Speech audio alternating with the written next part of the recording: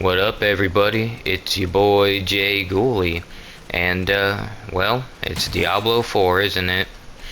So this would be my first Diablo experience. I've known about the game for a long time, the series, but never got into it. Just didn't seem like something I would like, but for the longest time, I didn't think Dark Souls or Final Fantasy would be something that I would like, and shit, now I got Dark Souls and Final Fantasy tattoos all fucking over me. Guess I need a Diablo one now too. Oh, and Fallout. I didn't think I would like Fallout either, but got into that. So, anyway, now I've gotten into Diablo. A friend of mine at work said Diablo 4 is coming out. I'll let you get part 3 and see what you think of that one.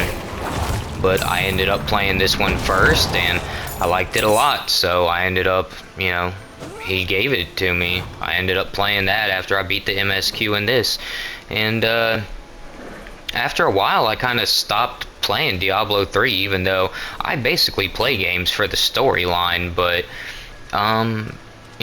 pretty much towards the end of the game of Part 3, which I had gotten to the Reaper of Souls DLC in Part 3, towards the end of it, I just really wanted to play Part 4 again for some reason. And there are some things about this that I like better than Part 3, and there are some things about Part 3 that I like better, so let's get into it. Like and subscribe if you're actually a fan of my videos. Probably not, doubt I got many, but, if you do, see what you think of my other ones. Basically, all I do is reviews of games, so if that's what you're into, then you just might like my channel. So, the negatives. One of the negatives is that down by the health bar you can see a little boot and it says how many dodges you have. In Part 3 you can just fucking dodge all over the place, and since I'm into Dark Souls it's the same thing, I like to dodge bosses and fucking, iframes and all that, and in this there isn't that. In case you didn't notice that big ass fucking demon jumping down swinging the hammer, that happens and you're all out of dodge charges.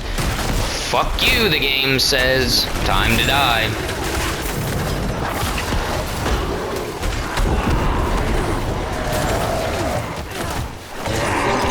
I'd say that's probably my main pet peeve. One thing that everybody is talking about that they don't like is the cash shop. Fucking cash shop. Well, this is what I have for my necromancer, not a whole lot. Why does everybody else have so much shit and I have 2? Well, anyways. That's a bold choice. Shit costs $1,500. Some of them are $2,800. And, well, let's see how much the shit costs. God damn it. Shop. Your return. Platinum coins for 1,500 of them. Can't even get 1,500. You gotta spend $25 so that you can get, 2,800 and only spend 1,500 of them. But, they're just too expensive. You get 11,500 for $100, man. It's fucking ridiculous. Just put the shit in the game. Be like Dark Souls, just give me all the best armor in the game. But, whatever, that's Activision Blizzard, they're gonna do what they're gonna do. Let's see, another problem is that it's always online. Not really a fan of that.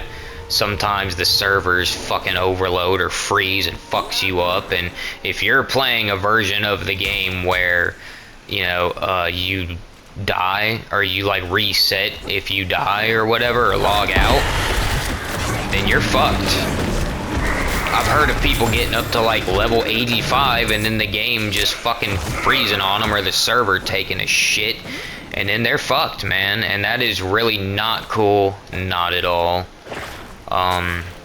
Another thing, but it's not really huge, is that you've only got 6 skills, and 2 of those skills are my skeletons and my golem. My big boy golem, he's a fucking badass. Stun shit whenever he hits him, and it makes him not move for a few seconds. And you also do more damage to him whenever he stuns him, so I'm into it. But, you know, you have a lot of skills here, and to only be able to use, you know, well, basically 4 of them after I have my buddies with me, that's pretty shitty. I mean, if I wanted to, I could sacrifice them and get whatever bonus there is for sacrificing them, and then I could put something else in its place. But what would I even put in its place? I don't know. I mean, there are other skills I want to use, but it just kind of sucks, man. I would really like to be able to use my curse abilities, and I would also like to be able to use Blood Mist and Sever. Or, I mean, not Sever, Reap. That one's pretty fucking dope. Send out, like, a little Reaper that has a fucking scythe, and, yeah, I just wish I could do more with the abilities, but, you know, it's not terrible. Like I said, I did play Part 3, and I guess it was the same in Part 3. You only had so many skills you could use. Felt like there were more in Part 3. Maybe not. I'm out of essence. There's a few buttons that aren't even being used in this game. Like, come on. Let me use those. Like, you know, relegate some of the other buttons to that and let me do that. You know, like the whole up, down, left on the directional pad. I don't even think they do anything, do they? No? Wait, the down button travels back. Oh, it's just like part... No, wait, the map was that in Part 3. Wait, that's the emote. Well, you still got the left button that's not being used. L1 is for healing. Yeah, I don't know, man. It just feels like they could have let us get some more if they really wanted to, but I guess they didn't really want to now, did they? What the hell is this? I just want the experience boost from it, so I'm gonna use my weak precision elixir. Well, no, I can use one of these. Yeah, this is the only way that you get, like, experience boosts. In Part 3, you were able to get, that as, like, a thing. It was, like, a trait on some of your weapons and armor, is that you got, like, an experience boost, but not in this, and that's because they need you to keep playing this fucking game. That's how all live service games are. You gotta keep playing the damn thing. Gotta keep Activision Blizzard alive. They're not making enough, so... Yeah, but there's plenty of good things to like about this game. The gameplay is really fun. I really like the way you level up, and the, up until level 50, you have the skill system, and you get skill points you put into that. Then you got the Paragon system after level 50, and you get all these little ones that basically help you round out your character build. This is like your build, pretty much, what skills you're gonna have, and then this is gonna be how you accentuate all of those skills. So, you pick it with this one, and then this is where you know, heighten it. So my build is basically for intelligence and willpower, and I'm doing damage basically with all my hits, and I'm really not really using a lot of my defensive capabilities. There's all kinds of things that like make you take less damage, or you can heal by turning into this little cloud of blood mist, and it makes corpses that explode. But I don't know, just compared to some of the other skills, I would just rather do more damage. So, you know, but you know, that's your trade-off, and you got to figure that shit out for yourself, what you're gonna do with your build. I think the skills are pretty cool. I think the graphics are really good in this game. People are saying the game is too zoomed in. Doesn't look too zoomed in to me. Is it more zoomed in than Part 3? I don't really think so. I mean, that's definitely too zoomed in, but the other one, no. The way it's supposed to look, I don't think so. I actually like that you can zoom in like this. It just kind of sucks because there's a lot of enemies on screen. It'd be cool if you could, like, press R3 or L3 and go in a little bit or less or whatever. That'd be pretty fucking cool. But, yeah, basically after the MSQ is when the real gameplay fun starts. You pick your character build while you're getting up to level 50, and after that it's kind of like Borderlands. You're trying to get better gear to kill higher enemies, and killing higher enemies to get more gear. And there's a system that involves, where is this? Turdulra. So there's a system that involves the world tier. I'll show you that real quick. Oh god, I love how they pull out the scroll to fucking fast travel. It's really nice touch, really it is. After the other ones, and you know, it's just pretty cool. But this is like a statue over here, and you switch the tier of the world. Basically, it's your difficulty level. I'm on Nightmare tier, which is cool. It makes all those little fucking legs come out of the statue, but that's the Inarius statue. And you can switch your world tier, but of course you can't do Torment until you do a capstone dungeon. Basically, you can do level 1 and level 2 to start out with, and then if you want to go to Nightmare, you got to do a capstone dungeon. It's like a dungeon after the main MSQ that kind of takes place after the game, and then there's another one to get from 3 to 4. There's this stuff. It's oh shit, I didn't know I had that bonus. Hells yes. When did I get the Fractured Peaks one? You know, it doesn't really matter. Wow, I'm really close to Skosglen. Oh shit. But yeah, there's like so you can see this is your renown system. It basically tells you how much stuff you've gotten done in the area. Up there it tells you how many waypoints you've found, how many the hell are they called? Strongholds you've done, side quests, how many areas you've discovered, the dungeons, and the Lilith statues. Lilith statues are really good. You're going to want to get all of those. The Lilith statues across your entire character, you know, every character that you make, you get that bonus. So every Lilith statue will give you +2 intelligence, or +2 willpower, +2 dexterity, blah blah blah, and it carries on for all your characters, which is a good thing, because if you use a different character, it's going to have, you know, different traits that you're going to want to level up and stuff. So it's a really good addition. This is it down there? Am I supposed to be going down there?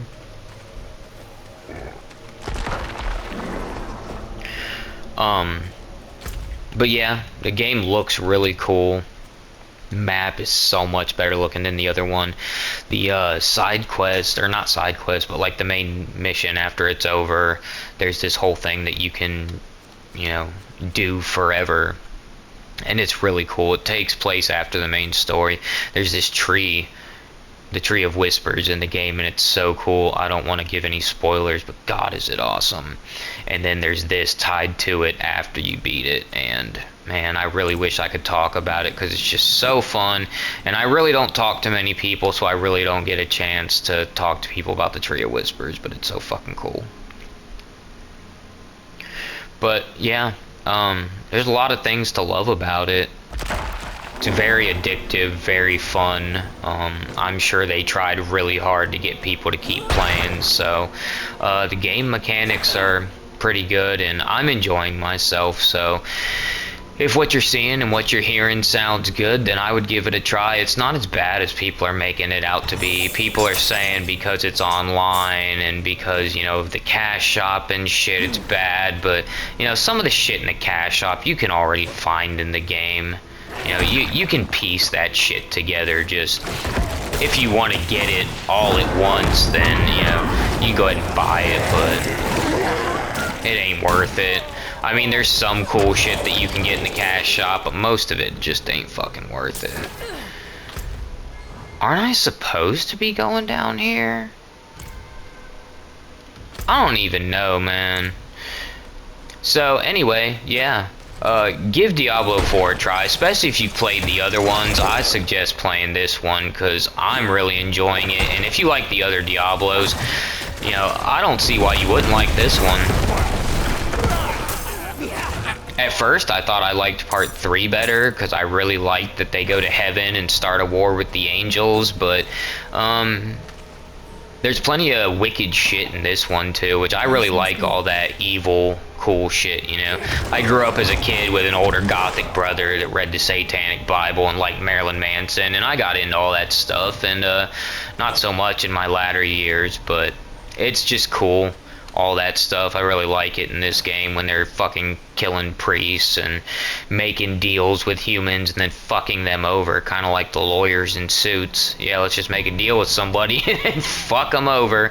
I like that the angels and the demons kind of got together, and Arius and Lilith like created humanity and stuff, basically dating and had kids, the human race, and tried to hide it, but they couldn't. And you know, and Arius wants to get back into heaven, and he don't know how to do it except to get back in their good graces by trying to kill Lilith, and that's about the main plot of this game, without giving away anything else. That's pretty much a easy way of describing what's happening, but it's a lot more to it. But yeah, I like all that type stuff, so I liked it in part 3 when they attacked heaven, and I like it. I like all that type of stuff in this one, but it's a very good, in my opinion, it's an emotional story. There's a lot of stuff that's just really, really good.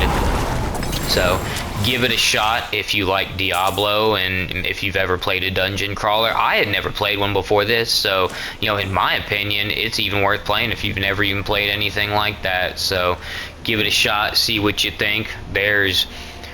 I think there's more positives than negatives, but there are both. But yeah, that's just one man's take.